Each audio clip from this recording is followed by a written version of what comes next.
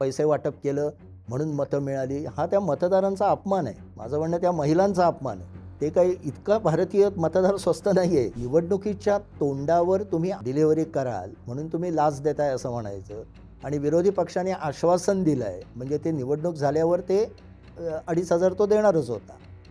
त्याला लाच म्हणायचं नाही का? गोली चलाएंगे, ये करेंगे म्हणजे मोदी जे जंगलराज सांगत होते ते जंगलराज कसं होतंय यादवच पुन्हा स्वतः सांगत होते. वोट चोरीवर म्हणजे निवडणूक आयोगाच्या कारभारावर इतका संशय असता लोकांना, तर बिहारमधली लोक किती राजकीयदृष्ट्या संवेदनशील आहेत मी बघितलेलं आहे. त्यांनी अनेकांनी बहिष्कार घातला असता. या विजयाचं श्रेय कुणाला? मोदींच्या भाजपला का नितीश कुमारांच्या जनता दलाला? नितीश कुमार नसते तर एकट्या भाजपला इतक्या जागा घेता आल्या नसत्या. नितीश कुमारच होतील मुख्यमंत्री पुढचे? आत्ता तरी तसंच वाटतं. बिहारवरची नितीश कुमारांची पकड आणि एकनाथ शिंदेंची महाराष्ट्रावरची पकड यात जमीन आसमानाचं अंतर आहे. आता भाजपचं लक्ष पश्चिम बंगाल, तिथे ते सत्तेवर येतील असं मला अजिबात वाटत नाही. कारण हा जो आपण महिला फॅक्टर म्हटला तो तिथे ऑलरेडी ममता बॅनर्जींच्या हातात आहे. त्यांचं प्रचंड लोकप्रियता आहे. त्या प्रादेशिक पक्ष हाच आज भाजपसमोर पुढचा चॅलेंज राहणार आहे. मोदी चौथ्यांदा पुन्हा निवडून येण्याच्या दृष्टीने भाजपची वाटचाल चालली आहे आणि त्याला पूरक असं राजकारण दुर्दैवाने काँग्रेस करतायत. सध्याची जेनझी पिढी स्वतःच्या राज्याच्या आणि देशाच्या भविष्याकडे कशी पाहते? या पिढीला नोकरी करण्यात इंटरेस्ट आहे की व्यवसाय करण्यात? इंटरनेट, सोशल मीडिया, OTT आणि AIच्या जगात जेनझी पिढी कशी वावरतीये? डिग्री मिळवणं या पिढीला महत्त्वाचं वाटतं का? या आणि अशा अनेक प्रश्नांची उत्तरं शोधणारा जेनझी तरुणाईशी थेट संवाद साधून केलेला सर्वे आणि त्यावरील भन्नाट इनसाईट यंदाच्या द इनसाईट या आमच्या दिवाळी अंकात. अंक घरपोच मागवण्यासाठी डिस्क्रिप्शन मधील लिंकवर आजच क्लिक करा. नमस्कार, मी विनायक पाचलक आणि थिंक बँकच्या बिहाइंड द सीन्समध्ये तुम्हा सगळ्यांचं पुन्हा एकदा स्वागत. अपेक्षेप्रमाणे आजचा व्हिडिओ अर्थातच बिहारच्या निकालाबद्दल. तो निकाल असा का लागला, त्याची कारणं काय, त्या निकालाचे होणारे परिणाम काय, राष्ट्रीय पातळीवर काय घडेल, राज्यात काही इम्पॅक्ट होतील का, हे सगळं समजून घेण्यासाठी पुन्हा एकदा माझ्याबरोबर आहेत ज्येष्ठ राजकीय विश्लेषक संपादक प्रशांत दीक्षित सर. तर स्वागत आहे थिंक बँकवरती पुन्हा एकदा. नमस्कार विनायक. आणि नेहमीप्रमाणे पहिला प्रश्न हाच की बिहारच्या निकालाचं तुमचं आकलन काय? निकालावर भरपूर विश्लेषण लगेच सुरू झालंय. आधी मुळात त्या एक्झिट पोलच्या वेळेस निकाल लागल्यासारखं विश्लेषण लोक करत होते. यावेळी एक्झिट पोल बहुतांश चुकले म्हणजे स्केलमध्ये चुकले. सगळ्यांनी हे सांगितलं होतं की NDA सत्तेत येईल पण 200च्या वर वगैरे जागा मिळतील ही अपेक्षा नव्हती, कोणालाच नव्हती. मला स्वतःला नव्हती. मलाही 140 वगैरे असं वाटत होतं. अर्थात हे इथे बसून वाटत होतं, पण ग्राउंडवरचे लोक म्हणत होते की 160 पर्यंतही कदाचित जातील. पण 200च्या वर जाणं हे सगळ्यांना धक्कादायक वाटलं आणि त्यातनं मग वोट चोरी किंवा काहीतरी गडबड आहे, कुठेतरी घालघुसड केलेली आहे, अशा पद्धतीचे आरोप सुरू झाले. कारण अनेकांना ते अनबिलिव्हेबल वाटत होतं, जसं महाराष्ट्रात वाटलं. पण आपण जर का थोडं खोलात गेलो, बारकाईने पाहिलं तर अनेकदा असं होतं की एखाद्या पक्षाला मिळालेल्या जागा, वाढत्या जागा, संख्या एकदम मोठी दिसते आणि त्यामुळे आपल्याला असं वाटतं की खूप मोठं ट्रान्सफॉर्मेशन झालंय. तसं नसतं. ग्राउंड रियालिटी खूप बदललेली नसते. थोडीफार बदललेली असते पण खूप बदललेली नसते. जसं महाराष्ट्राबद्दल आपण तेव्हा बोललो मागच्या वर्षी की आपण आजही जर का वोट पर्सेंटेज, मतांची टक्केवारी प्रत्येक पक्षाची पाहिली तर भाजपची मताची टक्केवारी फारशी वाढलेली नाही. महाराष्ट्रात कमीच झाली 1%ने. दोन्ही शिवसेना एकत्र केल्या तर त्या जवळपास पहिल्या इतक्या आहेत. दोन्ही राष्ट्रवादी एकत्र केल्या तर पहिल्या इतक्या आहेत. काँग्रेस थोडंफार कमी झाले, ते भाजपकडे सरकलंय. पण मोठं राजकीय चित्र काही असं म्हणजे नाट्यमयरित्या बदललंय असं झालेलं नाही किंवा एकाच पक्षाने स्वीप केलं तसं झालेलं नाही. एक्झॅक्टली बिहारमध्ये तसं झालं. बिहारमध्ये सीट खूप वाढलेल्या दिसतात. टक्केवारीही प्रत्येकाची वाढलेली आहे. काँग्रेसची फक्त कमी झाली आहे. पण तेजस्वी यादव यांचा गड तसाच आहे. त्यांच्या मतांच्या टक्केवारीत फक्त 0.9%ने घट झालेली आहे. मग महत्त्वाचं झालं काय आणि ते विश्लेषण अनेक जण भारतीय जनता पक्षावर टीका करणारे किंवा वोट चोरीचा आणि आपल्या महाराष्ट्रातही बोलणारे ते लक्षात घेत नाहीत. प्रणय रॉय यांनी हे ते चांगलं दाखवून दिलं आहे. त्यांच्या जर का तुम्ही या बघाल सुपारीवाला आणि प्रणय रॉय हे खूप वर्षानुवर्ष हा कार्यक्रम करतात. म्हणजे मतांचं निवडणुकीचं विश्लेषण करतात. त्यांनी दाखवून दिलं आहे. बिहारमधली इंटरेस्टिंग गोष्ट म्हणजे NDA आणि महागठबंधन यांच्यामध्ये जो फरक पडला तो मुख्यतः अपक्ष किंवा इंडिपेंडंट उमेदवार जे आहेत त्यांना जी मागच्या 2 निवडणुकांमध्ये 7% ते 10% मतं मिळत होती, ती मतं ड्रास्टिकली कमी झाली. त्यातला जास्तीत जास्त जो 5.5% जास्त मतं ही NDAकडे वळली. काही 3% वगैरे जनसुराज पक्षाकडे वळली आणि महागठबंधनमधली पण काही मतं जनसुराज पक्षाकडे वळली. त्यामुळे महागठबंधनची मतं कमी झाली आहेत ती NDAमुळे नाही झाली आहेत, ती जनसुराजमुळे झाली आहेत. NDAला जी खूप मतं मिळालेली दिसत आहेत ती अपक्ष ढेपाळले सगळे, अपक्षांची मतं ट्रान्सफर झाली. हे आकडे त्यांनी ज्या पद्धतीने दाखवलेले आहेत तिथे आपल्याला कळतं की खरी निवडणूक कशी फिरली. आणि म्हणून यातला खरा म्हणाल तर बिहारमध्ये अभ्यासाचा विषय हा असायला पाहिजे की जनमानस मतदार हे हळूहळू छोट्या पक्षांना किंमत देत नाहीसे झालेत. आपली मतं फुकट जाऊ नयेत असं त्यांना वाटतं आणि जो साधारण विजयी होण्याची शक्यता आहे तिकडे आपली मतं ते वळवतात. जे म्हणजे पूर्वी असं म्हणायचं की काठावरचे बसलेले असतात 20% तेवढे मतदार असतील तर ते आयत्या वेळी निर्णय घेतात. ते साधारण हवा कशी आहे ती बघतात. आता ते काठावरच्या मतांबरोबर पुन्हा हे जे इंडिपेंडंट उभे होते अनेक ठिकाणी आणि जे मतं तिथली घ्यायचे खायचे म्हणजे थोडक्यात ते म्हणजे काय म्हणू मतं चोरणारे किंवा अशा पद्धतीचेच होते. त्यांची मतं त्यांना न देता म्हणजे पूर्वीही ते विजयी व्हायचे नाहीत पण ते मतं खायचे अनेकांची. त्यांना ती मतं न देता ती त्यांनी NDAकडे वळवली. हा मोठा फरक झाला. पुन्हा आपण बिहारचाच विचार केला आधीचा तो 2010च्या निवडणुका घेतल्या तर तेव्हा सुद्धा मला वाटतं 160च्या वर माझ्याकडे आकडेवारी आहे त्याची की 2010मध्ये जनता दल युनायटेडला 115 जागा मिळाल्या होत्या. भाजपला 91 जागा मिळाल्या होत्या. 2020मध्ये सुद्धा जवळपास असाच निकाल लागला असता जर का चिराग पासवान आत्ता जसा NDA बरोबर आहे तसा राहिला असता.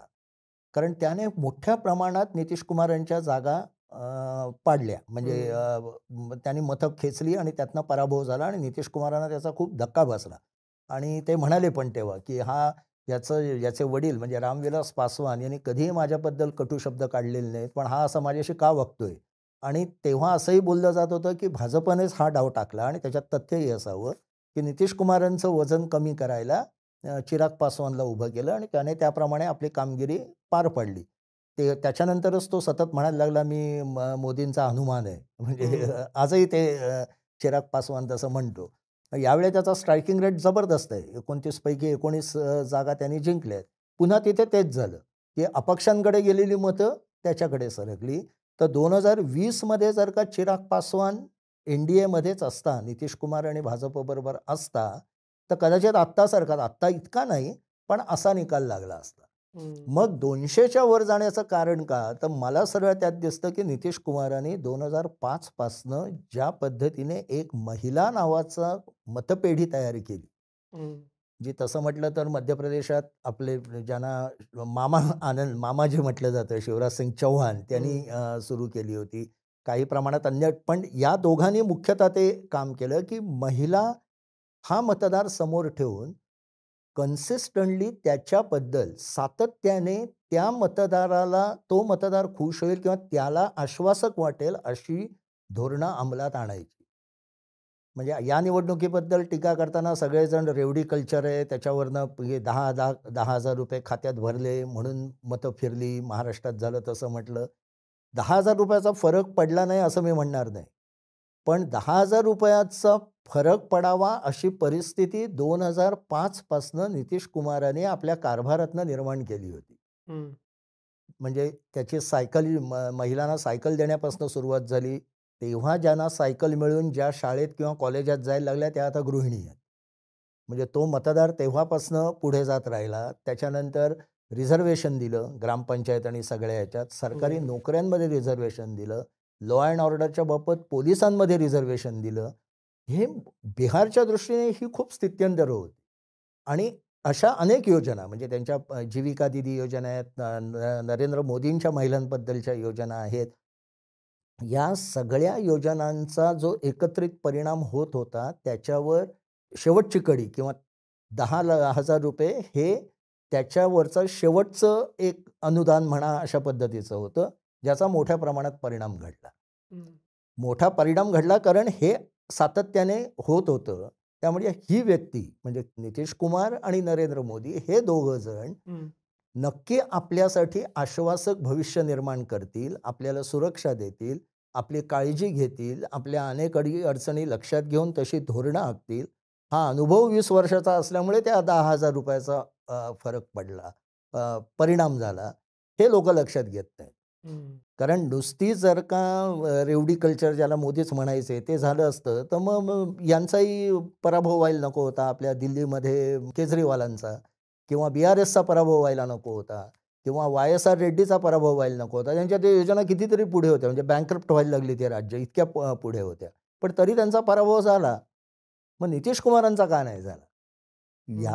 याचं कारण त्याची एक जी ती लिंक होती आधीपासनं 20 वर्षाच्या कारभारातनं आलेली इमेज दोघांची, आणि त्याच्यात मी असं म्हणेन 60% नितीश कुमारांचा वाटा आहे आणि 40% मोदींचा आहे.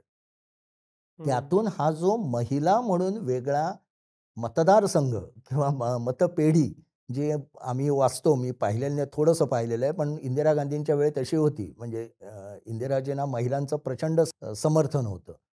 किंवा आता विचार केला तर ममता बॅनर्जी आहे, आधी जयललिता एक होत्या. पण अशा पद्धतीने वर्षानुवर्ष काम करून आपल्या राज्यात ती मतपेढी तयार करणं, त्याचा जो परिणाम झाला, त्या जीविका दिदी मग त्या कामाला लागल्या, ते नेटवर्क कामाला लागलं, ते जीविका दिदी म्हणजे त्या मॉबिलायझर असतात, म्हणजे त्यांना त्या महिलांना मतदान करायला उद्युक्त करायला लागल्या, आणि पुरुषांपेक्षा जवळजवळ 9% महिलांचं मतदान जास्त होणं बिहारमध्ये. मागच्या वेळेचे 1% होतं, ते 9% जास्त होणं, ही खूप मोठा सामाजिक बदल आहे. क्रांती वगैरे शब्द नाही आपण वापरणार, पण खूप मोठा सामाजिक बदल आहे. त्याचा एकत्रित परिणाम म्हणून ते 200च्या वर गेले या सगळ्या फॅक्टरचा. त्यामुळे फक्त काहीतरी 10,000 रुपये दिलेत म्हणून, म्हणजे मला आश्चर्य वाटतं की काही जाणकार आपल्याकडे लिहिणारे हे सुद्धा फक्त एका गोष्टीवर हे करतात, पैसे वाटप केलं म्हणून मतं मिळाली. हा त्या मतदारांचा अपमान आहे. माझं म्हणणं त्या महिलांचा अपमान आहे. ते काही इतका भारतीय मतदार स्वस्त नाही आहे की कोणी काहीतरी पैसे वाटप केले म्हणून लगेच आपलं मत बदलेल. खरंच नाही आहे तसा. ज्यांनी निवडणुकींचा गंभीरपणे अभ्यास केलाय त्यांना कळतं. तर हे त्यांनी जे करत नेलं, त्याच्यात मग आणखी तपशील आहेत पुढे, तेही आपण बोलू.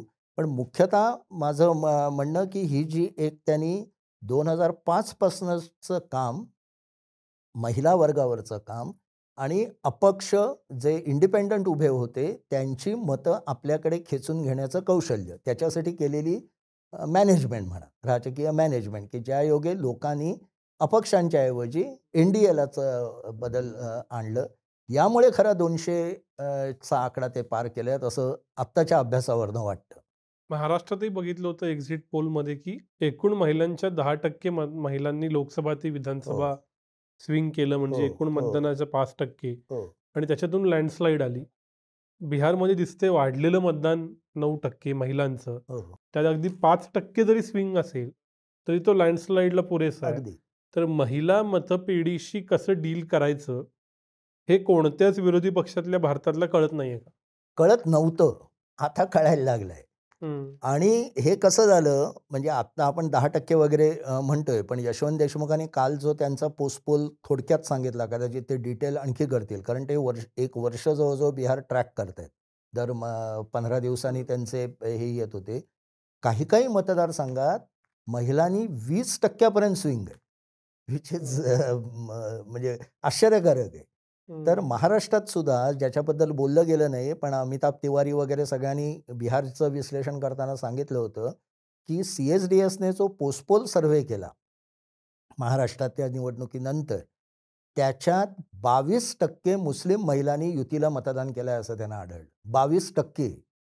म्हणजे महिला हा एक मतदार हा जेंडर स्पेसिफिक राहिलेला नाही, म्हणजे जातीच्या पलीकडे, लिंगाच्या पलीकडे, धर्माच्या पलीकडे एक महिला म्हणून मी ॲग्रेसिव्ह नाही म्हणणार, पण ॲसर्टिव्ह आमचं मत आम्ही ठामपणे देऊ, मांडू. बरं, बिहारमध्ये स्थिती अशी होती की काही जे व्हिडिओज मी पाहिले लल्लन टॉप किंवा याच्यावर, तर काही लोकांनी उघडपणे सांगितलं की या नितीश कुमारमुळे माझी बायको डोक्यावर बसली आहे माझ्या. ती पैसे देत नाही, ते बँकेत पैसे जमा होतात. वो अगर नीतीश को वोट देगी तो दंडा मारूंगा. असं इतकं म्हणजे ते पोलरायझेशन होतं पुरुष आणि महिलात सुद्धा, आणि ते दिसतंय आपल्याला. म्हणजे NDA आपले महागठबंधनमध्ये 1% पुरुषांची मतं जास्त आहेत हो. NDAपेक्षा. पण हा जो महिला वर्ग आहे यांना आपण म्हणजे यांच्यासाठी काहीतरी केलं पाहिजे. आणि नितीश कुमारांचं मला आठवतंय बहुतेक 2010च्या निवडणुकीनंतर का कधीतरी ते एकदा बोलले होते एका मुलाखतीत. त्यांना विचारलं होतं की तुमच्या आयुष्यातलं सर्वात समाधान देणारा क्षण कुठचा किंवा कुठला निर्णय तुम्हाला असा वाटतो की मुख्यमंत्री म्हणून, राज्यकर्ते म्हणून तुम्हाला समाधान देणार आहे. तर तेव्हा ते म्हणाले होते की हसत-हसत सायकलीवरनं शाळेत जाणाऱ्या मुली, हे दृश्य जेव्हा माझ्या डोळ्यासमोर येतं, तेव्हा मला मी म्हणजे कृतार्थता वाटते की मी काहीतरी काम केलं. तर या पद्धतीची कमिटमेंट, जशी शिवराज सिंग चौहानला मामाजी म्हणून आपलेपणे हे करत, तशा पद्धतीची एक कमिटमेंट ही नितीश कुमारांनी तिथे इमेज निर्माण केली. आणि हे आता सर्वांना कळत आहे. म्हणजे हा वर्ग असा एक तयार होतोय जो खरं म्हणजे पुरुषांमध्ये पण झाला पाहिजे. म्हणजे मी म्हणेन भारताचं जर का अधिक चांगलं चित्र पुढे निर्माण व्हायला हवं असेल, तर हा वर्ग जसा जेंडर बायस न होता लिंगनिरपेक्ष, धर्मनिरपेक्ष, जातीनिरपेक्ष, फक्त डिलिव्हरीवर तुम्ही आमच्यासाठी काय करताय आणि ते योग्य करताय की नाही हे बघून मतदान करणारा महिला मतदार तयार होत असेल, तर अशाच पद्धतीने मतदान करणारा पुरुष वर्ग तयार झाला, तर आपोआप सगळे राजकारण बऱ्यापैकी आपलं राजकारणाचं शुद्धीकरण होईल. सर्वत्र होणार नाही, पण 30% तरी होईल असं मला वाटतं. आणि त्या दृष्टीने पुढच्या सगळ्या निवडणुका आहेत त्याच्यामध्ये हा फॅक्टर महत्त्वाचा ठरणार आहे. ज्याला MYचे पंतप्रधानच म्हणाले की MY म्हणजे आता यादव मुस्लिम राहिलेले नाही, तर महिला आणि यूथ झालेलं आहे. तो आता फरक पडणार आहे.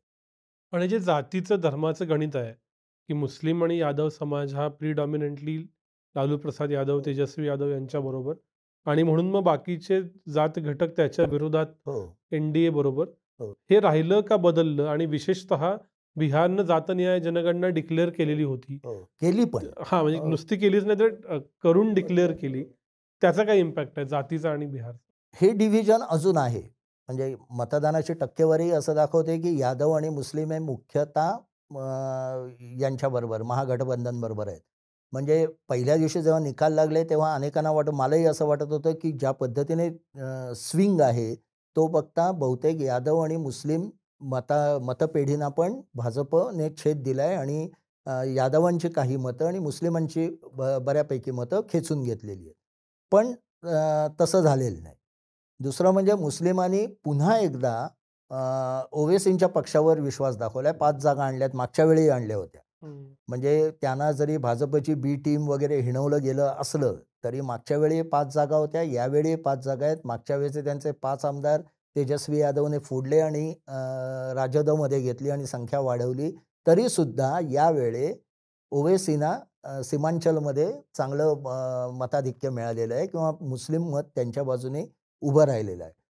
तर ही जी गणितं जमवली ना विशेषतः EBC म्हणजे नितीश कुमारांचं आपण हे पाहिलं तर त्यांनी मुख्यतः वेगवेगळे म्हणजे छोटे गट, छोट्या जाती, त्याच्यानंतर त्यांचं एकत्र आणणं, त्यांची आघाडी आणि विभागनुसार त्यातली जी प्रॉमिनंट जात असेल त्याला यादव किंवा अन्य डॉमिनंट पक्षाच्या विरोधात उभं करणं आणि त्याला पूर्णपणे ताकद देणं.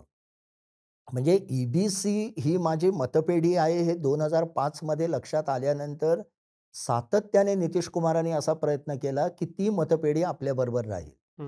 गमतीचा भाग म्हणजे या निवडणुकीमध्ये याचं इंटरप्रिटेशन आणखी एक वेगळं असंही करता येईल की ती याच्यात म्हणजे प्रॉमिसेस आणि डिलिव्हरी ह्यातली पण निवडणूक झाली. म्हणजे गमतीचा भाग त्यातला असा आहे की तेजस्वी यादवने जी आश्वासनं दिली प्रचाराच्या आधी, म्हणजे मॉडेल कोड ऑफ कंडक्ट लागण्याच्या आधी प्रचार करताना वेगवेगळं, ती नितीश कुमारांनी ताबडतोब अंमलात आणली. म्हणजे त्यांनी जाहीर केलं होतं की 2,500 रुपये मी दर महिना देईन. आपल्याकडे जसं महिलांना 1,500 रुपये जाहीर झाले तसं 2,500 रुपये देईन. आता इथे एक इश्यू येतो, म्हणजे हे जे आपण रेवडी कल्चर म्हणतो त्याच्यात, की त्याला विरोध जो केला जातो तो नेमका कशासाठी केला जातो? म्हणजे निवडणुकीच्या तोंडावर तुम्ही डिलिव्हरी कराल म्हणून तुम्ही लाच देताय असं म्हणायचं, आणि विरोधी पक्षाने आश्वासन दिलंय म्हणजे ते निवडणूक झाल्यावर ते 2,500 तो देणारच होता. त्याला लाच म्हणायचं नाही का? आणि जर का इकॉनॉमीवर परिणाम होणार असेल तर दोघांचा इकॉनॉमीवर परिणाम होणार आहे. म्हणजे इकॉनॉमी हा जर का म्हणजे अर्थव्यवस्थेला गाळात घालणारे हे निर्णय आहेत असं म्हटलं तर आपल्याला एक नॅशनल लेव्हलवर असा कायदा केला पाहिजे किंवा निवडणूक आयोगाने आग्रह धरला पाहिजे की ज्या काही योजना येतील कल्याणकारी त्या फक्त बजेटमध्ये येतील. अर्थसंकल्पाशिवाय अन्य वेळी तुम्हाला अशा योजना जाहीर करता येणार नाहीत अनलेस नैसर्गिक आपत्ती वगैरे काही मोठी आली तर. असा जर का काही कायदा झाला मग कोणासाठीही असो, म्हणजे विरोधी पक्षालाही घोषणा करता येणार नाही आणि सत्ताधारीलाही होणार नाही. नाहीतर अर्थव्यवस्था गाळात जाते असं म्हणजे ते कारण असेल तर तेजस्वी यादवने 2,500 रुपयाचं आश्वासन दिलं काय आणि नितीश कुमारने 10,000 खात्यात जमा केले काय? अर्थव्यवस्थेवर दोघांचा सारखाच परिणाम होणार आहे. याबद्दल एक स्पष्टता सगळ्या टीकाकार किंवा जे कोण बुद्धिमंत आहेत त्यांच्यात आली पाहिजे. पण 2,500 तेजस्वीने जाहीर केल्यावर यांनी लगेच ते 10,000ची 10,000 ही योजना म्हणतात ती आणली. तेजस्वी यादवने म्हटलं होतं की विजेची बिलं कायच्या काय येत आहेत बघा, तुम्हाला वीज परवडत नाही. नितीश कुमारांनी लगेच 125 मेगावॅट मोफत वीज दिली.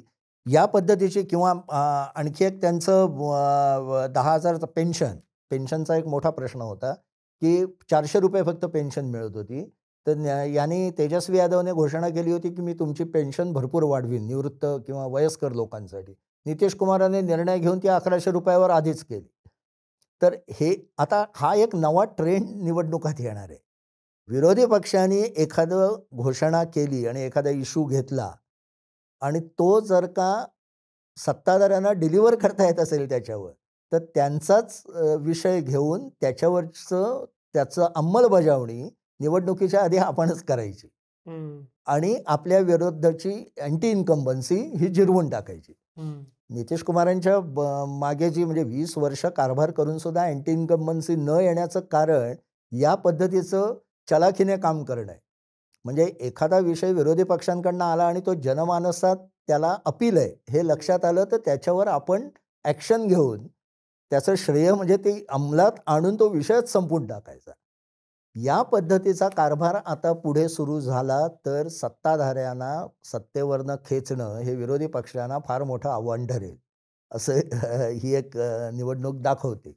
तर असं काम केल्यामुळे म्हणून ते EBC यांच्याबरोबर राहिले आणि ते राहण्याचं एक प्रमुख कारण तिथले पत्रकारचे मुख्यतः सांगतात यादवांनी खूप ॲग्रेसिव्ह प्रचार केला आणि तो या पद्धतीचा प्रचार होता. काही तर व्हिडिओ पण आपल्याला बघता येतात की गोली चलाएंगे ये करेंगे. म्हणजे मोदी जे जंगलराज सांगत होते ते जंगलराज कसं होतं हे यादवच पुन्हा स्वतः सांगत होते आपल्या बोलण्यातनं आपल्या वागण्यातनं. त्यामुळे अनेक छोट्या छोट्या जातींमध्ये पुन्हा ती धास्ती निर्माण झाली आणि ते जंगलराज तर खूपच, त्याच्यावरची पुस्तकंही उपलब्ध आहेत. मी राबडी देवी असताना बिहारमध्ये गेलो होतो, लालू प्रसाद असताना गेलो होतो, तेव्हाही पाहिलेलं आहे की निवडणुका जाहीर व्हायच्या 5-6 दिवस आधी अनेक म्हणजे सर्वसामान्य माणसं आपल्या गाड्या दिल्ली किंवा अन्य राज्यात नेऊन ठेवायचे, कारण कोणाची गाडी कधी उचलली जाईल आणि ती निवडणुकीसाठी वापरली जाईल याचा काही हा नव्हता. म्हणजे निवडणुकीच्या काळात खाजगी गाडी फिरण्यासाठी मिळणं मुश्किल व्हायचं, इथपर्यंत स्थिती होती. किंवा गाय भैंस और भरी बंदूक लेके बस में चढना मना है, भरी बंदूक लेके बस में चढना मना है, अशा पाट्या मी बघितलेल्या आहेत बिहारमध्ये. त्यामुळे हे 25 वर्षापूर्वीचं आहे. तर लॉ अँड ऑर्डरचा मोठा प्रश्न होताच, म्हणजे त्याच्यात काही वाद नाही. तो बरोबर त्याच्या स्मृती उकरून काढल्या भाजपाने आणि नेमक्या यादवांनी त्याच्यात भर घातली आपल्या वागण्या बोलण्यातनं. आपली गाणी तेव्हा जी प्रचारातली गाणी होती, यादवराज आएगा, मग आम्हीच कसं सगळं गव्हर्न करणार, यामुळे EBC आणि दलित अधिकाधिक एकत्र व्हायला लागले. ध्रुवीकरण आपोआप झालं. दुसरा भाग असा झाला की नितीश कुमारांना काही जमणार नाहीये, नितीश कुमारांना हे किंमत देत नाहीयेत, नितीश कुमारांची तब्येत ठीक नाहीये, भाजपचे 2 गुज्जू येऊन जे आपल्याकडे शिवसेना प्रचार करते तसंच हे 2 गुज्जू म्हणजे मोदी आणि शहा येऊन यांच्यावर कुरघोडी करणार आहेत. यातून नितीश कुमारांबद्दल एक सहानुभूती निर्माण झाली. अनेक बायकांनी म्हणजे हे राजदीप सरदेसाईपासून अनेकांनी त्यांच्या याच्यात सांगितलंय की अनेक महिलांनी असं सांगितलं की ठीक आहे, तब्येत त्यांची ठीक नसेल तर आम्ही त्यांना फेअरवेल पार्टी म्हणून मतदान करणार, ही हरकत नाही. त्याने आमच्यासाठी जे काही केलं त्याच्याबद्दल कृतज्ञता म्हणून हे मत यावेळी त्यांना असणार आहे. तर या पद्धतीचं जे एक वातावरण निर्मिती केली नितीश कुमारांनी, आणि कुठेही त्यांनी सायलेंटली प्रचार केला, पण त्यांनी वॉर रूम केली होती यावेळी. पूर्वी ते टेक्नॉलॉजीकडे फारसं लक्ष देत नसत, पण यावेळी त्यांनी त्यांची वॉर रूम केली होती आणि जेवढा हवा तेवढाच तसा फोकस प्रचार केला होता. म्हणजे या निवडणुकीने आणखी एक दाखवून दिलं की आपण सोशल मीडियाचे प्रेमी आहोत सगळे आणि आपण खूप त्याच्यावर बघत असतो किंवा सगळ्याच महाराष्ट्रात झालं आहे. सोशल मीडिया आणि ग्राउंड रियालिटी, ग्राउंड वर्क याच्यातही एक सामना झाला या निवडणुकीत. जनसुराज म्हणजे प्रशांत किशोर, तेजस्वी यादव हे सगळे आणि BJP पण काही प्रमाणात हे सोशल मीडियावर जोरात होते आणि नितीश कुमार हे सायलेंटली ते नव्हते असं नाही, पण मुख्यतः त्यांचं काम हे ग्राउंडवर चाललं होतं आणि भाजपचंही ग्राउंडवर चाललं होतं. आणि शेवटी लक्षात आलं व्हॉट मॅटर्स इज ग्राउंडवर. म्हणजे हे जे म्हटलं जातं की राहुल गांधीने मोठी पदयात्रा केली वोट चोरीची, 12-15 दिवस ते आणि तेजस्वी फिरले. प्रशांत किशोर वर्षभर फिरत होते, चांगला प्रतिसाद होता. 700-700 गाड्या प्रशांत किशोरांच्या पदयात्रेमध्ये होत्या, लोकांना भेटत होते, तरुण वर्गाला आकर्षित केलं होतं. नेपाळनंतर जे जेन झी आपल्याकडे एक हा झालाय ते त्यांच्याबरोबर होते.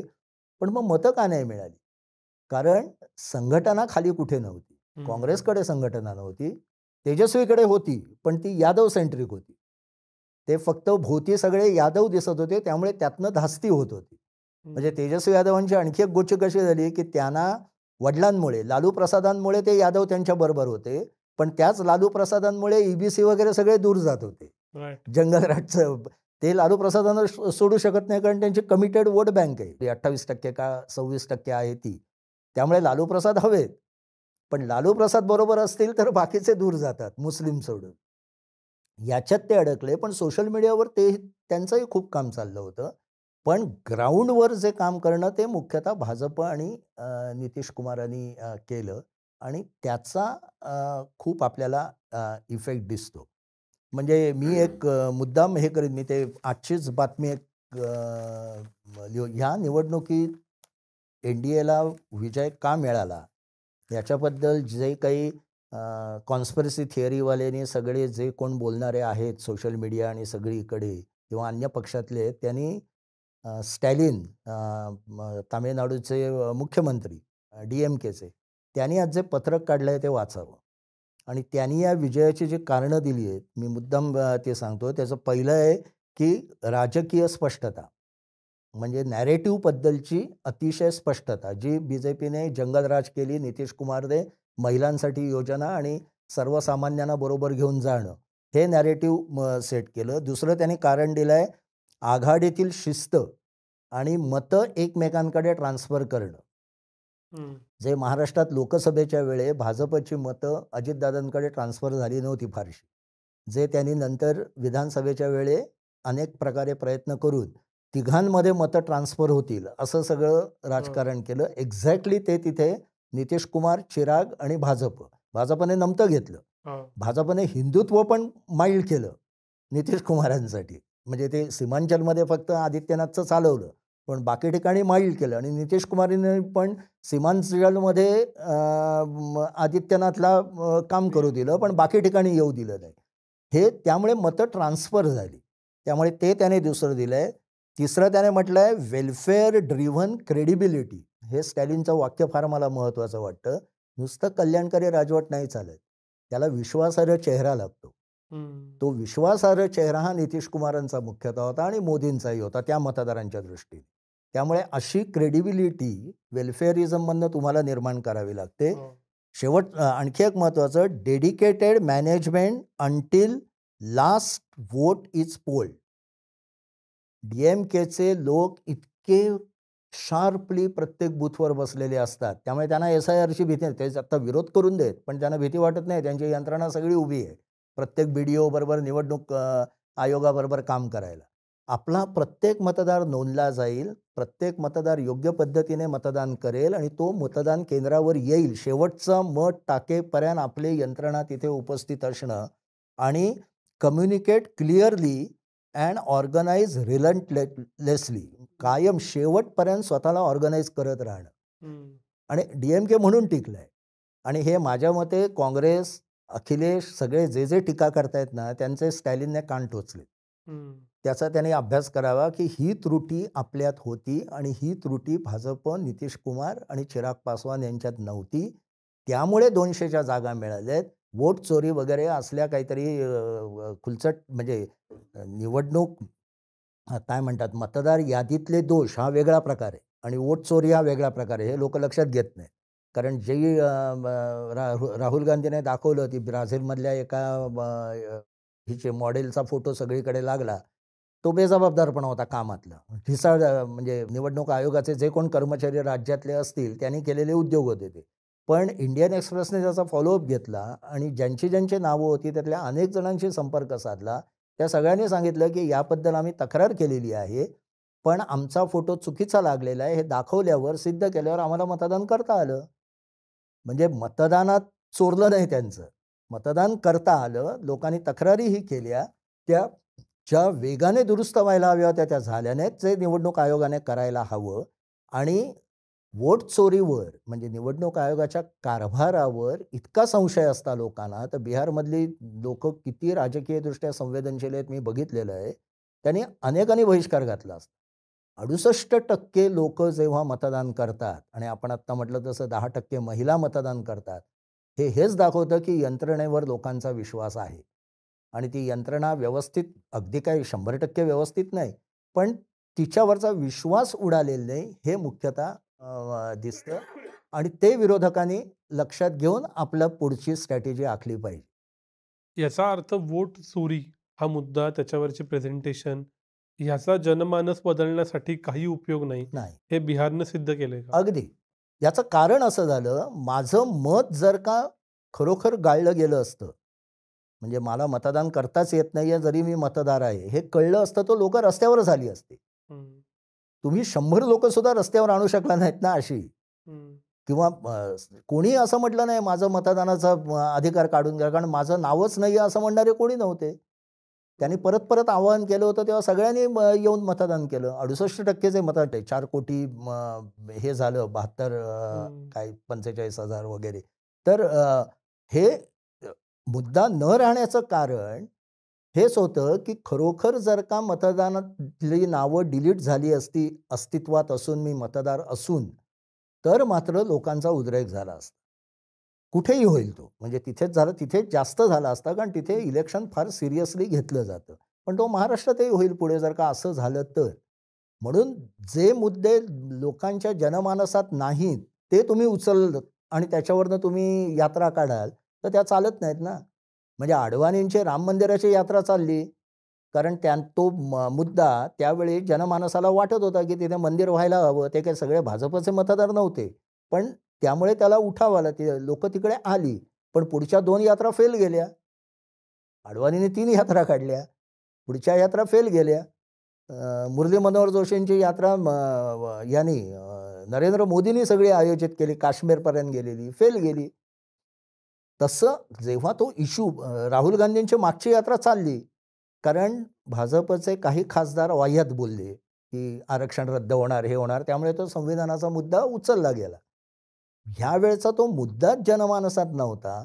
जनमानसात कुठले मुद्दे आहेत? विजेचं बिल वाढल्याचं आहे, पेन्शन कमी झाल्याचं आहे. हे बरोबर नितीश कुमारनी ओळखलं आणि त्यानुसार डिलिव्हर केलं. ही जी फ्लेक्झिबिलिटी आहे किंवा मोदींच्या कारभारातली आपण फ्लेक्झिबिलिटी बघितली तर त्यांनी म्हणजे खरं जात जनगणनेला त्यांचा पक्का विरोध, पण त्यांनी ते ॲक्सेप्ट केलं आणि संघाला पटवून दिलं. जात ही आयडेंटिटी, ह्या जात इथनं तुम्ही काढू शकत नाही. आपल्याला जातीनं म्हणजे जात व्यवस्था बरोबर घेऊनच काम करायला हवं. ते फ्लेक्झिबल राहिले. किंवा रेवडी म्हणून ज्याचं खिल्ली उडवली ते रेवडी द्यायला लागले ना ते, कारण जनमानसावर त्याचा परिणाम होतोय असं लक्षात आलं. त्यामुळे ही फ्लेक्झिबिलिटी, वोट चोरीचा मुद्दा न राहण्यामागे तो मुळात मुद्दाच लोकांच्या दृष्टीने जिव्हाळ्याचा नव्हता. तो असता तर मोठा फरक पडला असता, मतदानाची टक्केवारी कमी झाली असती आणि एकूण सगळा विजयच संशयास्पद झाला असता. तसं झालेलं दिसत नाही, कारण 68% वर मतदान हे बिहारमध्ये कधीही झालेलं नाही. एवढं मतदान तिथे झालं. भाजपच्या जागा जनता दलापेक्षा जास्त आहेत. हो. या विजयाचं श्रेय कुणाला, मोदींच्या भाजपला का नितीश कुमारांच्या जनता दलाला? नितीश कुमारांच्या जनता दलाला पहिली प्रायोरिटी. मगाशी मी म्हटलं तसं 60% श्रेय नितीश कुमारांचं आहे. नितीश कुमार नसते तर एकट्या भाजपला इतक्या जागा घेता आल्या नसत्या. पण मोदींचा चेहरा हाही एक महत्त्वाचा भाग आहे. म्हणजे विशेषतः तरुण वर्गामध्ये, म्हणजे मला गमतीने म्हणावं असं वाटतं की तिथल्या जेन झीबद्दल आपण बोलतो, पण तिथल्या जेन झीने मुख्यतः 2 वृद्ध माणसांचं नेतृत्व मान्य केले. दोघेही 75 इथले आहेत, मोदी आणि नितीश कुमार. पण ते त्यांना विश्वासार्ह वाटतंय. त्यामुळे नितीश कुमारांचा चेहरा, आणि हे भाजपला कळलं म्हणून 101 जागांवर आले ना ते. म्हणजे भाजपला 101 जागा त्याने ॲक्सेप्ट केल्या तेव्हाच लक्षात येतो की त्यांना मुख्यमंत्री व्हायची संधी कमी आहे, त्यांचा स्वतःचा मुख्यमंत्री व्हायची. दोघांनी सारख्या जागा वाटून घेतल्या, ते आतापर्यंत करत नव्हते तसं. त्यामुळे नितीश कुमार हा फॅक्टर, ते स्वतः निवृत्त होईपर्यंत, नितीश कुमार निवृत्त होईपर्यंत नितीश कुमार हा फॅक्टर बिहारच्या जनतेमध्ये आता पूर्ण रुजलेला आहे.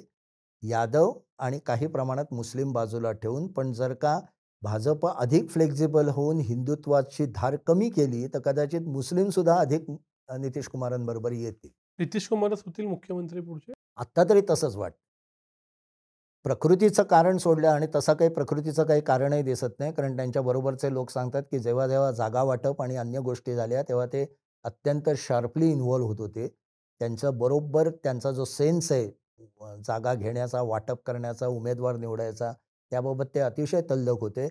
आणि प्रकृतीबद्दल बोललं तर साधी गोष्ट आहे की एक दिवस प्रचंड पाऊस पडला, मोठ्या प्रमाणात पाऊस झाला, आणि त्यामुळे अमित शहा कधी नव्हे ते प्रचार करू शकले नाहीत. मौर्य हॉटेलमध्ये त्यांनी आराम केला, आणि तेव्हा त्यांचं सहकारी, म्हणजे त्यांचं ऑफिस म्हणालं की 12 वर्षात दुपारी अमित शहानी झोप पहिल्यांदाच काढली असं आम्ही बघतोय. पण त्यांना झोप काढावी लागली अमित शहाना, कारण पाऊस तुफान होता. तेजस्वी यादवांचा हेलिकॉप्टर उडू शकलं नाही म्हणून ते घरी येऊन बसले. लालू प्रसादाने दौरा रद्द केला. त्याच दिवशी Nitish Kumar by road 350 kilometre गेले आणि त्यांनी सगळीकडे सभा घेतल्या. लोकांनी असं म्हटलं, तिथल्या लोकांनी, की त्यांनी त्यातनं 2 गोष्टीचा संदेश दिला. एक तर माझी तब्येत चांगली आहे, मी भर पावसात प्रचार करतोय, आणि दुसरं म्हणजे 350 किलोमीटर दिवसाढवळ्या एका वेळे बिहारमध्ये जाता येतं असे आता रस्ते झालेले आहेत. आणि जे खरोखर नव्हते, म्हणजे पूर्वीच्या ह्याच्यात मातीचे रस्ते फक्त ॲम्बॅसेडर गाडी जाऊ शकायची, अशी स्थिती होती. तर रस्ते उत्तम झालेले आहेत, विकास झालेला आहे, आणि माझी तब्येत उत्तम आहे. हा जो त्यांनी संदेश दिला आहे तो बघता, आणि दुसरं म्हणजे ज्या टप्प्यावर आता भाजपला वरची उडी मारायची, तिथे त्यांना नितीश कुमाराची गरज आहे. केंद्रातही आहे आणि कारण बिहारचा परिणाम बंगालमध्ये पण होणार आहे आणि UPमध्ये पण होणार आहे, आणि काही प्रमाणात मध्य प्रदेशावर पण होणार आहे, आसामवर होणार आहे. या सगळ्या निवडणुका समोर असताना भाजप एवढी मोठी रिस्क घेईल असं मला वाटत नाही. याबाबत महाराष्ट्राची तुलना करणं गैर आहे, कारण एकनाथ शिंदे म्हणजे नितीश कुमार नव्हे. हा बेसिक फरक आहे. जरी एकनाथ शिंदेनी नितीश कुमारांसारखी एक इमेज महिला वर्गात नक्की निर्माण केली होती, ती त्यांनी खरं तर वर्षभर अधिक कॅश केली असती तर फरक पडला असता थोडाफार. तसं काही झालेलं नाही. पण तरीसुद्धा बिहारवरची नितीश कुमारांची पकड आणि एकनाथ शिंदेंची महाराष्ट्रावरची पकड, या जमीन आसमानाचं अंतर आहे. त्यामुळे नितीश कुमारच होतील असं आत्ता तरी मला वाटतं. थोडक्यात या निकालानं भाजप आघाडीवर असणाऱ्या NDAचे मुख्यमंत्री होतील, आणि याच्या बदल्यात मोदी 3.0 ही जणू काही 272+ आहे अशीच वागेल, असं क्लिअर झालंय का? मोदी 3.0 व्हायचं असेल, 240 वर परत रखडायचं नसेल, पुन्हा 300 पर्यंत जायचं असेल लोकसभेत, तर नितीश कुमारांची गरज आहे असं मला वाटतं आत्ताच्या घडी. पण आत्ता 5 वर्ष काही डळमळीत होणार नाही, नक्कीच नाही. म्हणजे लोकसभा निवडणुका होईपर्यंत तरी असं आत्ता वाटतंय. पण एक आणखी जाता जाता एक मुद्दा मला सांगावा असा वाटतो बिहारवरनं. हे सगळं जे आपण एक्सप्लेन केलं ना, हा सगळा समाजवादी विचार आहे अर्थ यातला. हे जे फ्रीबी कल्चर आहे, हे जे ज्या पद्धतीने जातींचं हे आहे, म्हणजे लोहियावादी आपण मागेही मोदींबद्दल बोललेलो आहोत की ते विचारात उजवे असले तर आचरणात डावे आहेत. म्हणजे भारतात आता पुन्हा एकदा समाजवादी अर्थव्यवस्था म्हणजे भांडवलदारांना जास्त प्रमोट करण्याच्या ऐवजी सरकार नियंत्रित आम्ही सगळं करू अशा पद्धतीचंच कारभार चालू शकतो. त्यातनंच निवडणुका जिंकता येतात. त्यामुळे तसाच म्हणजे नेहरूंच्या काळात होता तसाच कारभार केला पाहिजे असं मत होईल का? आणि जे भारताला नरसिंह राव आणि मनमोहन सिंगांनी वेगळ्या मार्गावर नेलं होतं तिथपासनं आपण पुन्हा डेव्हिएट होऊ की काय? हा एक धोका मला मात्र ह्या निवडणुकीनंतर वाटतो. कारण प्रत्येक राज्यात हेच चालू होईल आणि केंद्रातही हे चालू होईल. एक एकदम टँजंट मुद्दा. आता नितीश कुमार भाजपबरोबर राहणारच हे क्लिअर झाल्यामुळं दिल्लीतली एकनाथ शिंदेची बार्गेनिंग पॉवर कमी झाली. अर्थात बार्गेनिंग पॉवर आत्ताही तशी कमीच आहे. प्रश्न होती ती म्हणजे चर्चा व्हायची की नितीश कुमार आणि तेजस्वी एकत्र येतील असं काहीतरी विचित्र अगदी झाल्या, तर ते आता संपलं. कसं आहे की ज्या पद्धतीचं एक सीझन पॉलिटिक्स किंवा एक प्रगल्भ पॉलिटिक्स भाजप गेले काही दिवस करतोय आणि फ्लेक्झिबल राहतोय, विशेषतः लोकसभा निवडणुकीत फटका खाल्ल्यानंतर त्यांना ते लक्षात आलं की आपण अहंकाराच्या याच्यात गेलो, नको त्या गोष्टी केल्या आणि त्याचा फटका बसला. ते बघता तशा पद्धतीचं पॉलिटिक्स जर का एकनाथ शिंदे वगैरे करायला लागले म्हणजे जुळवून तसे ते करतायत, ते काय भाजप केंद्रीय भाजपच्या फारसे विरोधात जात नाही आहेत, तर पुढची इथली 5 वर्षसुद्धा सुरळीत जातील. कारण मला असं वाटतं आता भाजपचं लक्ष पश्चिम बंगाल तिथे ते सत्तेवर येतील असं मला अजिबात वाटत नाही. कारण हा जो आपण महिला फॅक्टर म्हटला तो तिथे ऑलरेडी ममता बॅनर्जींच्या हातात आहे. त्यांचं प्रचंड लोकप्रियता आहे त्या. दुसरं म्हटलं तसं त्या पण नितीश कुमारांसारखी साध्या आहेत. भ्रष्टाचाराचा असा थेट आरोप त्यांच्यावर पण नाही आहे, फक्त लॉ अँड ऑर्डरचा मात्र तिथे आहे आणि त्याच्याबाबत त्या थोड्या अडचणीत आहेत. बाकी तुम्ही नितीश कुमार घ्या, हे घ्या, म्हणजे जसं याच्यात म्हटलं ना बिहारमध्ये हिंदी सिनेमात जसं व्हिलन आणि हिरो असतो आणि व्हिलनमध्ये सगळ्या दोष दिसतात आणि त्याच्या विरोधात हिरो एकदम स्वच्छ असा असतो, तसं प्रोजेक्शन मोदी आणि भाजपने नितीश आणि लालू यांच्यामध्ये केलं आणि तेजस्वीला व्हिलन ठरवला लालूच्या पार्श्वभूमीवर. आणि मग नितीश घराणेशाही नाही, मुलाला काही आणलेलं नाही, तो एज्युकेटेड आहेत, इंजिनियर आहेत स्वतः, त्यामुळे ते उत्तम शिकलेले आहेत आणि स्वच्छ आहेत. करप्शनचा कुठलाही आरोप नाही त्यांच्यावर, काही मंत्र्यांवर आहे पण त्यांच्यावर नाही. एक्झॅक्टली तशाच ममता बॅनर्जी आहेत. त्यामुळे बंगालमध्ये भाजप आपली संख्या वाढवेल कदाचित ध्रुवीकरण करून मुस्लिम मतांचं पण. आसाममध्ये टेस्ट आहे मोठी. तामिळनाडू आणि केरळमध्ये निवडणूक आहेत, तिथे काय भाजपला फार हा नाही, त्यांना जागा मिळाल्या काहीतरी ते त्यांना खुश असतील. त्यामुळे आत्ताच्या घडीला एकदम परफेक्ट तू सांगितलं की मोदी 3.0 हे टार्गेट आहे आता आणि तिथे त्यांना पुन्हा एकदा निवडून आणून आपली सत्ता प्रस्थापित करायची असेल तर हे सगळे जे गट आहेत त्यांना बरोबर घेऊन चाललं पाहिजे. किंवा कोण चेतन भगत म्हणाले का अमिताभ तिवारीच सांगितलं की पिच बघून भाजप खेळायला लागतो. त्यामुळे बिहारचं पिच बघायचं, महाराष्ट्रातलं बघायचं, गुजरातमधलं बघायचं. हक्काचं त्यांचं पिच फक्त गुजरात आहे जिथे ते 50% वर आहेत, तिथे त्यांना काही धोका तरी तिथे ते बदल करतायत. आत्ताही मंत्रिमंडळ बदललं सगळं. तर ही जी फ्लेक्झिबिलिटी लक्षात घेता एकनाथ शिंदेना ते बरोबर ठेवतील. त्यांना फार म्हणजे ते फार नाराज होतील असं करणार नाहीत. अजितदादा पण फार नाराज होतील असं करणार नाहीत. मुख्यतः मुंबई महापालिका हातात आली समजा भाजपच्या, एक हाती आली समजा, म्हणजे एकनाथ शिंदे किंवा अजितदादा तर ते नाहीच आहेत, एकनाथ शिंदे किती जागा घेतात ते बघायचं. याच्यानंतर भाजप महाराष्ट्रात ॲग्रेसिव्ह होईल का हे आपल्याला बघावं लागेल.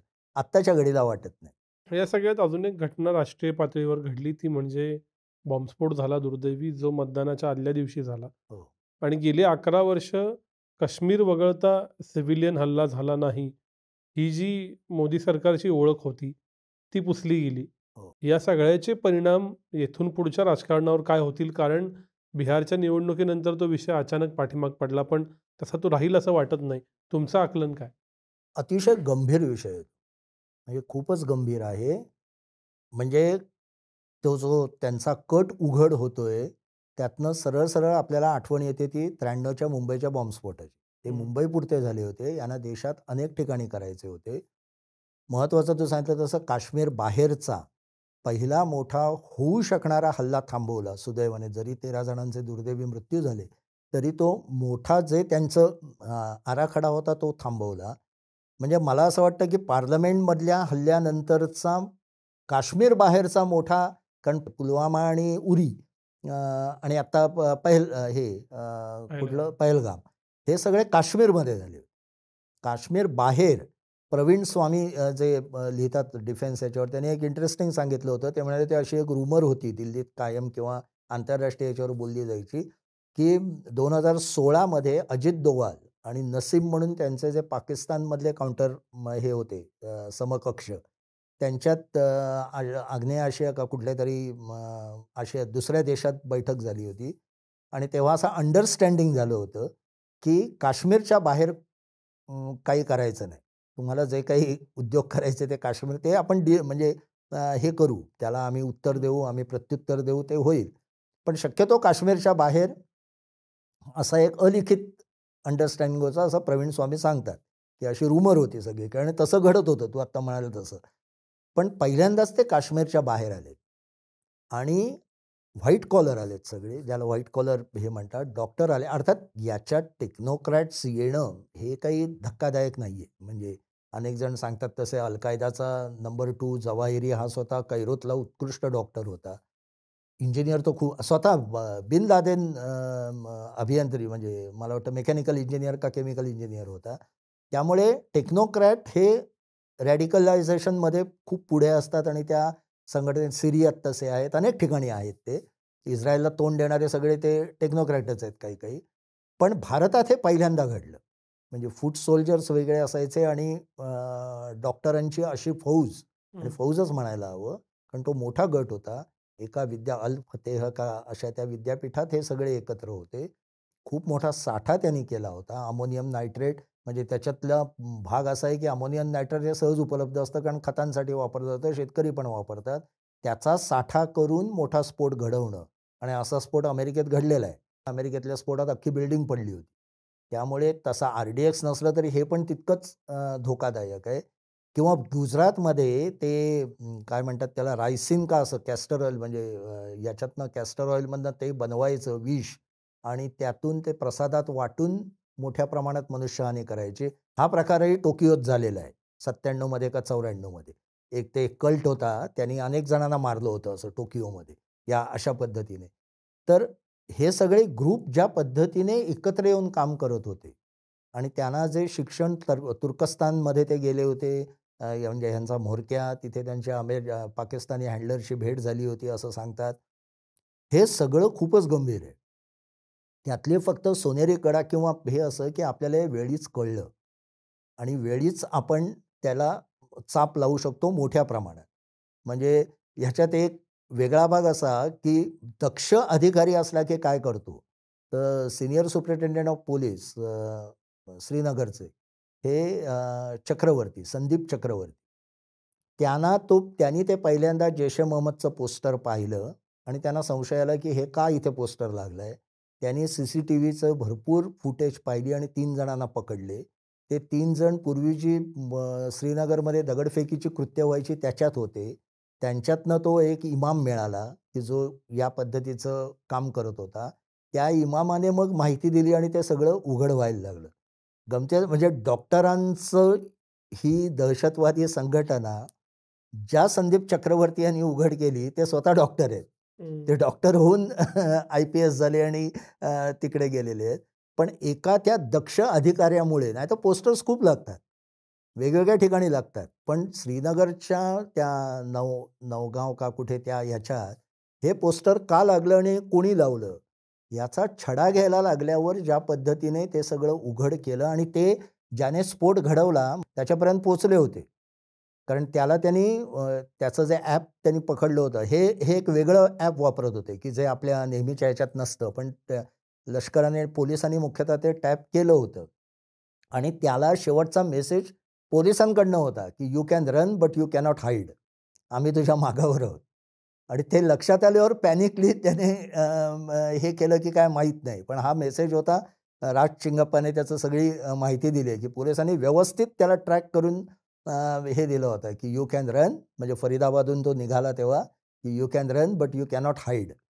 पण त्याने मग ते जेवढं जे काय हातात होतं त्याने स्फोट केला आणि पण त्यामुळे ते आपण वटावलो. नाहीतर मुंबईसारखं समजा झालं असतं. म्हणजे मुंबईवर जो हल्ला झाला त्याच्या आधी पण आपल्याला इनपुट्स आली होती. इथल्या नेव्हीने काही लोकांना पकडलं पण होतं. म्हणजे कराचीमधनं असे लोक येणार आहेत हे माहीत होतं.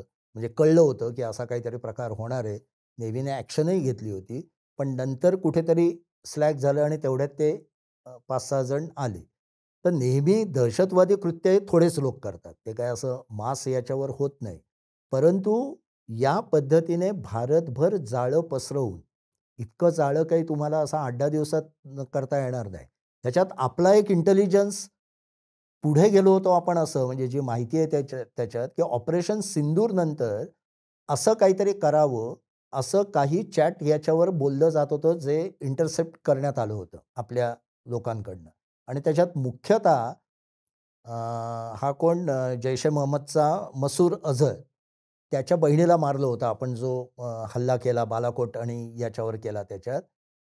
तिच्या हत्येचा म्हणजे त्याच्या कुटुंबियांच्या हत्येचा बदला घेणं हे आपलं कर्तव्य आहे इस्लामसाठी.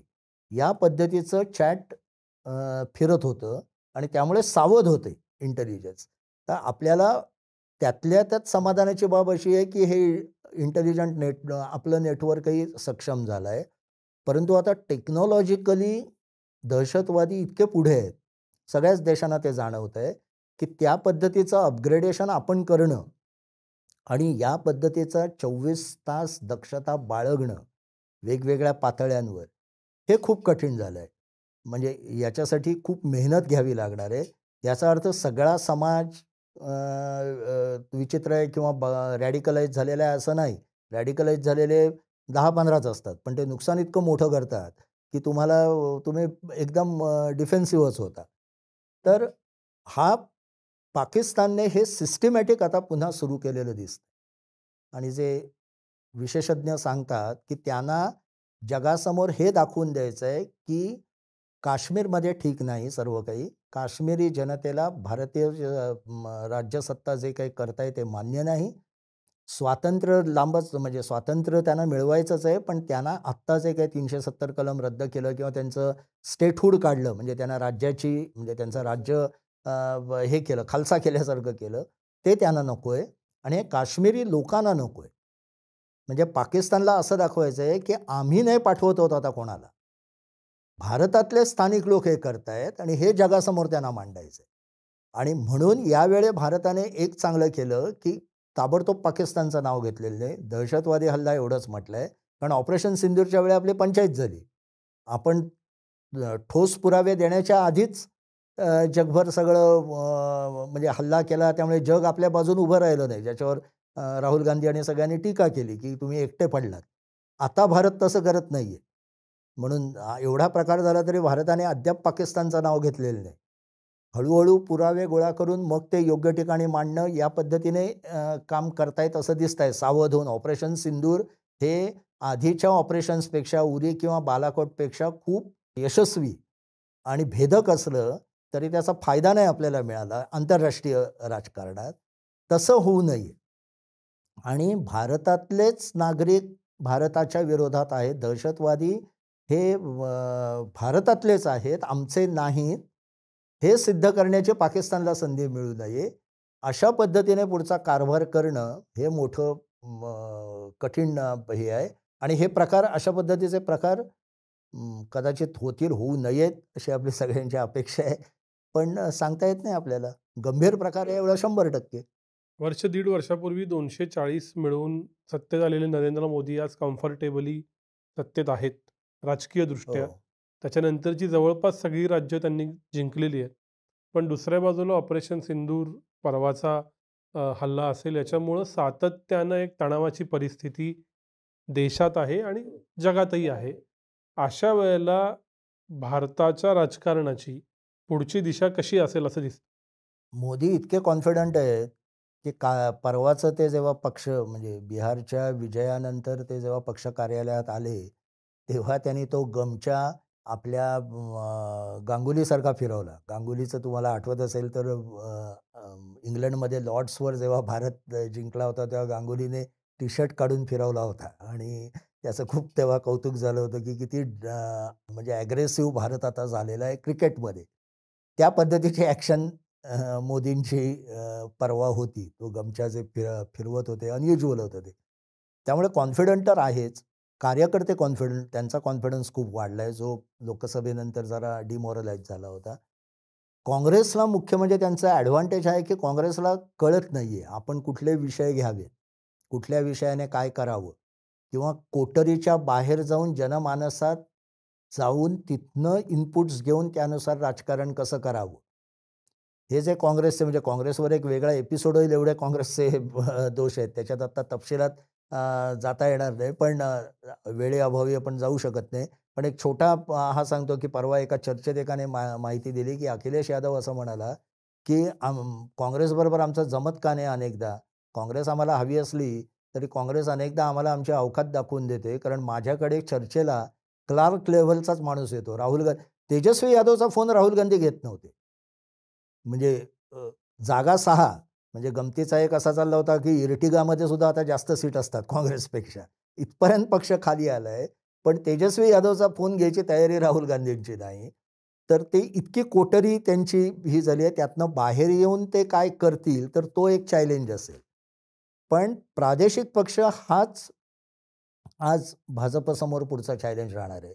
आणि नरेंद्र मोदींचा करिश्मा हाच अजून आहे. नरेंद्र मोदींसमोर आव्हानं खूप आहेत. हे आत्ता सांगितलं तसं दहशतवाद, आंतरराष्ट्रीय राजकारण जे ट्रम्पनी सगळं फिरवून टाकलंय, त्यातनं देशाची अर्थव्यवस्था पुढे नेणं. मुळात देशाची अर्थव्यवस्था अधिक सक्षम करून वाढवणं. नाहीतर म्हटलं तसं समाजवादी कारभार सुरू झाला तर परत आपण 5% 4% विकास दरावर येऊ, तो एक धोका. आणखी पुढचा धोका म्हणजे अनेक राज्यांमध्ये महाराष्ट्र वगळता दुसऱ्या फळीतले दमदार नेते तयार झालेले नाहीत. योगी आदित्यनाथ, हेमंत विश्व शर्मा आणि फडणवीस. म्हणजे बिहारमध्ये आज 91 जागा असल्या तरी भाजपचा चेहरा कोण आहे? आपल्याला सांगता येत नाही. जसं जनता दल युनायटेडमध्ये पण आहे. नितीश कुमार सोडले तर लल्लन सिंग वगैरे आहेत. पण दुसरा चेहरा नाही. त्यामुळे ही दुसरी फळी भाजप करत असेल. धर्मेंद्र प्रधान हे त्यातले हे आहेत. आत्ता ही सलग त्यांनी मला वाटतं 3री का 4थी निवडणूक जिंकून दाखवलेली आहे. हरियाणात तेच होते, ओरिसामध्ये ते होते आणि आता हे बिहारसारखी निवडणूक त्यांनी जिंकली आहे. गंमत म्हणजे पश्चिम बंगालमध्ये ममता बॅनर्जीचा ज्या नंदीग्राममध्ये पराभव झाला, त्या मतदारसंघाची जबाबदारी पण धर्मेंद्र प्रधानांकडे होती. म्हणजे त्यांनी एवढी कामगिरी करून दाखवलेली आहे. परंतु अमित शहानंतर मोठं नेतृत्व केंद्रस्थानी आज 75 मोदींची पार झालेली आहे, ते करणं हा एक त्यांच्यासमोर आव्हान आहे. पण आत्ताच्या घडीला उत्तर भारत, दक्षिणेतली काही राज्य सोडली, कर्नाटकातला रिझल्ट कसा लागेल आपल्याला सांगता येत नाही. पण दक्षिणेतली राज्य सोडली तर उत्तर भारत आणि महाराष्ट्र याच्यात भाजपने मान बसवली आणि ती 2029 पर्यंत ते कायम ठेवतील. त्यामुळे मोदी चौथ्यांदा पुन्हा निवडून येण्याच्या दृष्टीने भाजपची वाटचाल चालली आहे आणि त्याला पूरक असं राजकारण दुर्दैवाने काँग्रेस करतायत. ते स्पर्धेतच येत नाहीयेत. असं आत्ताच्या बिहारच्या निवडणुकीवरनं आपल्याला म्हणता येतं. शेवटचे 2 प्रश्न. भाजपचा राष्ट्रीय अध्यक्ष लवकर ठरेल का आता? आणि याचा परिणाम म्हणून मुंबईसह महाराष्ट्रातल्या महापालिका भाजपला सोप्या जातील का? महाराष्ट्रातल्या सोप्या जातील. मी म्हटलं तसं एक सायकोलॉजिकल इफेक्ट जो असतो, की हा दमदार पक्ष जो पूर्वीच्याकडे काँग्रेसचा होता, तर काँग्रेसबरोबर राहणं हेच आपल्या फायद्याचं आहे असं अगदी सर्वसामान्य प्रत्येकाला वाटायचं, महाराष्ट्रात वाटायचं, भारतभर वाटायचं. ती जागा हळूहळू भाजप घ्यायला लागली, की आपल्याला पॉलिटिकल करिअर करायचं असेल तर भाजपबरोबर राहणं हे आपल्या फायद्याचं आहे. जे काय वाटेला येईल ते घ्यावं आणि आपलं पॉलिटिकल करिअर चालू ठेवावं. या पद्धतीचं थिंकिंग वाढल्यामुळे आणि या पद्धतीचं एकूणच वातावरण करिअरिस्टिक पॉलिटिक्स असल्यामुळे आयडिओलॉजी प्लस करिअर, तर अशा वेळे महाराष्ट्रातल्या निवडणुकांमध्ये 100% भाजपला त्याचा ॲडव्हान्टेज मिळेल, विशेषतः महानगरपालिका याच्यात. बाकी त्याच्यात लोकल फॅक्टर्स असतील, पण महानगरपालिकेतला जो मध्यम वर्ग आहे, जो जास्त वाचतो, जास्त पाहतो, टी व्हीवरनं ज्याला कळतं, तो जेव्हा देशातलं एकूण हवा बघतो, त्या दृष्टीने तो आपोआप त्या दिशेने वळतो की काय. जसं बिहारमधले कुंपणावरचे लोक हे NDAकडे वळले आणि यांना अपक्षांना त्यांनी बाजूला ठेवलं. तशा पद्धतीचं काम, तशा म्हणजे वातावरण महाराष्ट्रात होईल की काय असं एक मला वाटतं. आणि नवा अध्यक्ष का निवडला जात नाहीये हे खरंच गूढ आहे. म्हणजे भाजप आता इतका कमांडिंग पोझिशनमध्ये असताना त्यांना हवा तसा अध्यक्ष मिळू नये किंवा जे लायक आहेत त्यांच्याबद्दल त्यांना विश्वास वाटू नये, त्यांना म्हणजे मोदी आणि अमित शहा यांना. याच्यामागचे कारणं काय हे खरंच गूढ आहे. आणि ते कधी ना कधी, कारण आता जवळजवळ 2 वर्ष होऊन गेली, म्हणजे नड्डांना मुळात एक्सटेन्शन आणि ते एक्सटेन्शनही पुन्हा पुन्हा वाढत आहे. हे मोठं गूढ आहे. पण नवा अध्यक्ष तरुण आणि अतिशय काय म्हणतात दमदार किंवा कार्यक्षमच निवडायला लागेल, कारण पुढच्या काळात डिलिमिटेशन ऑफ सीट्स हा खूप मोठा चॅलेंज आहे, जनगणना हा मोठा चॅलेंज आहे, आणि महिलांचं रिझर्वेशन 33% हा मोठा चॅलेंज आहे.